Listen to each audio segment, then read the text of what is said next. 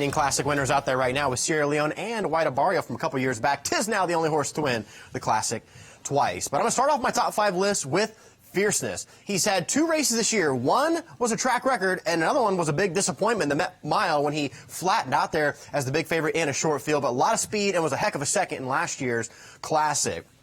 All right, we get to number 4 and journalism. You know, he's got a couple links to find on his foe, Sovereignty, but he's the most exciting horse in racing. And being by Curlin, he's still looking to project forward and get better. Absolutely love the huge strides of journalism, and the crowd adores this horse every time he runs. How about number 3, Nysos? This looks to be the best horse ever by the stallion Nyquist, who won the Kentucky Derby. He's never gone past the mile and a 16th, but he's advanced at every call and won the San Diego very nicely, and as of now, has Pratt. Speaking of Pratt, Sierra Leone, I know he hasn't won this year, but he needed the first race. He was flying for second in the Stephen Foster, and he's going to get a better pace at Del Mar, a track that he loves. And then number 1, we have Sovereignty. This horse, absolutely stunning to look at in person. Won the Kentucky Derby, only has 1 defeat this year. And the thing about Sovereignty, compare him to Sierra Leone from last year. They're pretty similar, but Sovereignty is a step ahead of Sierra Leone. Last year, Sierra Leone was second in the Derby, and Sovereignty won it. Last year, Sierra Leone was third in the Belmont, and Sovereignty won it. Last year, Sierra Leone was in the Jim Dandy, second, but Sovereignty won it.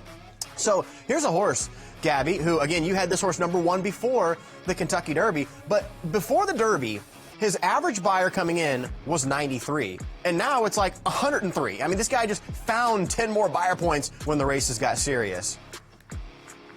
And I honestly don't know that Belmont has gotten to the bottom of him. I mean, I know that's maybe a crazy statement, but the way that Belmont trains and the way historically he has kind of campaigned his very nice horses, they start down here and they gradually keep taking those steps forward. And that's what I see with Sovereignty. I'm telling you, when I see him in person, he breathes different air. He is a special, special horse. So you and I can at least agree on that. I think the point of controversy here is the Sierra Leone factor. You obviously like him a little bit more than I do.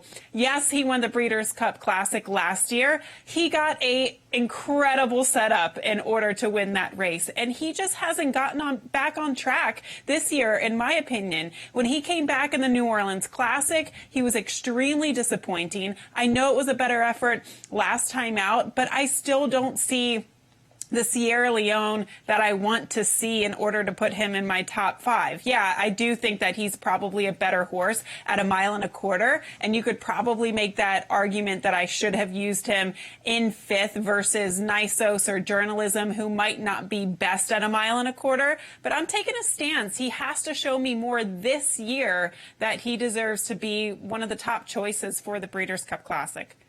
You know, Sierra Leone does actually have more defeats than wins in his career, but in every race, he's chipping into the margin. Even when he was 3rd to start the year, even when he was 2nd in the Stephen Foster, last year in the Belmont, the Jim Dandy, he's always making up ground late. Now, to your point, I don't think there's any way they go 44 seconds for the half mile in the Classic like they did last year, so I don't see that happening. But I still like the fact that when he came back early in the year, they didn't go to the Pegasus. They didn't go to the Saudi Cup. They didn't go to Dubai. So if you bring a horse like this back, the only thing you're wanting to do is win the Breeders' Cup Classic again. Now, the horse that I had off my list is, I wish I could have dead heated him for 5th, but Mindframe.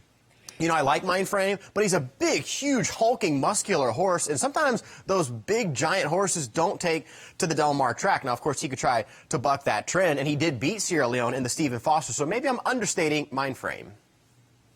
Yeah, that's a good point. He is physically imposing. There's no doubt about it, Caleb. But I think some people think, is he going to get better with added distance?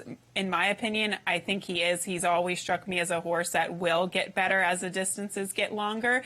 And I also think he's a better horse this year. And that's why I wanted to include him in my top 5. Because when you look at his races last year, he was a little quirky. He would shy away from the whip. He wasn't really running in a straight line. He was sometimes all over the racetrack, and I thought that sometimes that greenness got in the way of his talent, and I haven't seen that at all this year, and it feels like Todd Pletcher has him right where he wants him in developing him to maybe hit his best towards the latter half of the season.